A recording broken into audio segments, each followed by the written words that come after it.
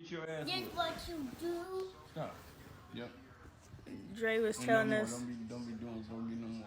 Dre was telling us how he would get his butt beat for eating the whole loaf of bread when he was a kid.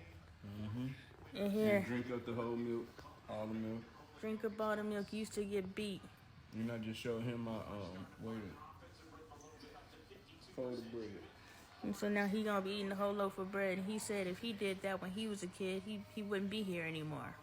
Cause I get my ass whooped. What? I got my ass whooped for eating a loaf of bread. And I was saying, dang, it's sad that our family was out here so bad that kids was getting beat for eating a loaf of bread. Like, that's sad. I feel so bad for my ancestors and my dad and my mom. And we waste food right now. And we sit here and waste food. And they was literally risking their life. When we ate Eating beans every seconds. day.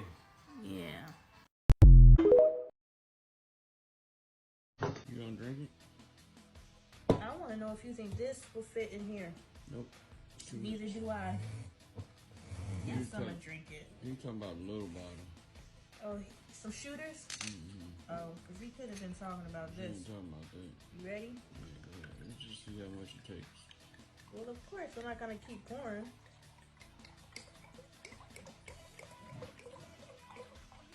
Well, you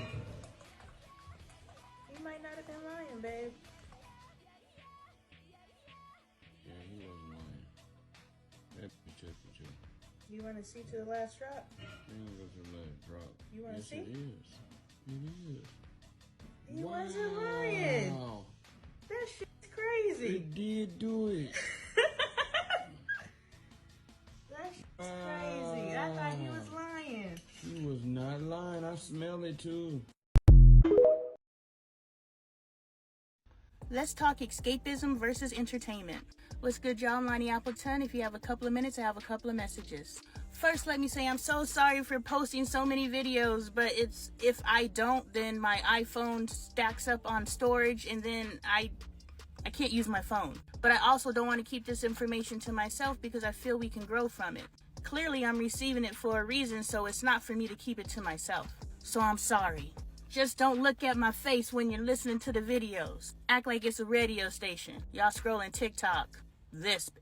I know it because I feel the same way. Second, it's my anniversary. Yes, it's my anniversary. I've been married for 5 years. We recorded a really good video last night. I got Dre talking, y'all, so that'll be up on our YouTube channel. Snippets will be here, but it's 40 minutes long, so maybe even made it up to an hour because I recorded additional videos. So that'll be over on YouTube, broken up, of course. I was watching a sports game with Dre last night, and I thought, isn't it weird that men are cool because they know stats about other men?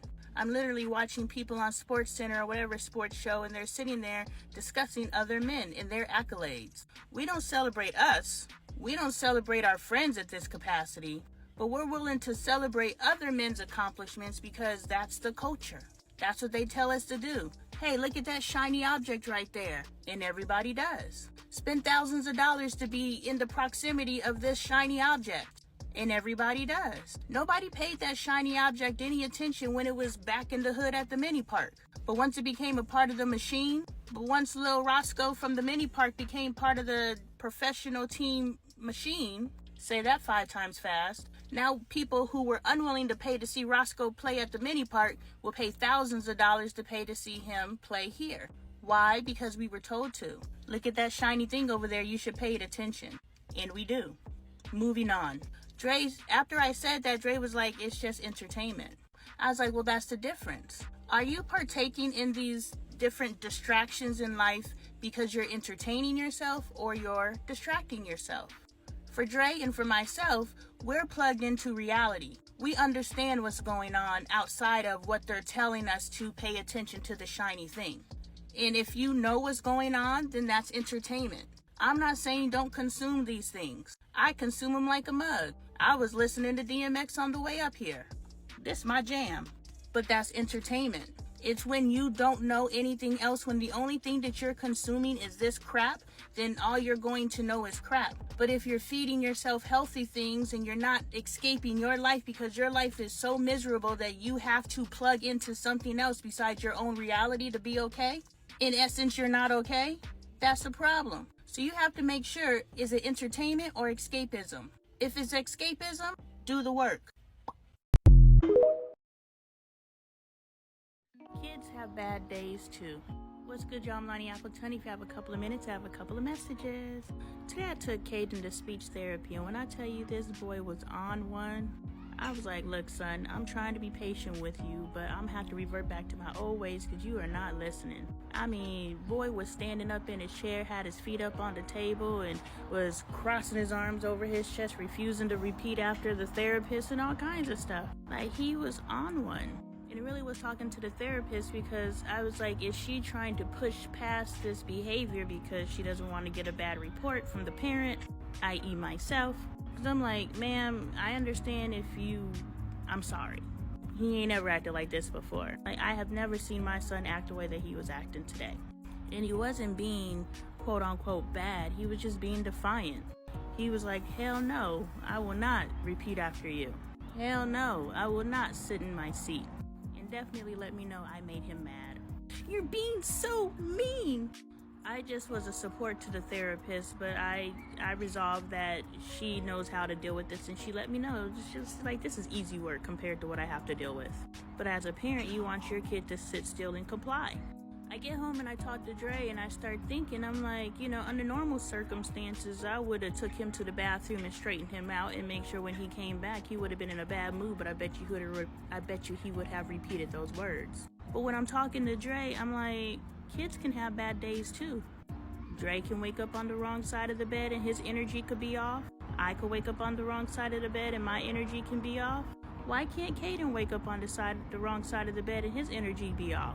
And with that respect, yes, he's allowed to, in his 3-year-old brain, manifest how he's having a bad day, how his energy is off.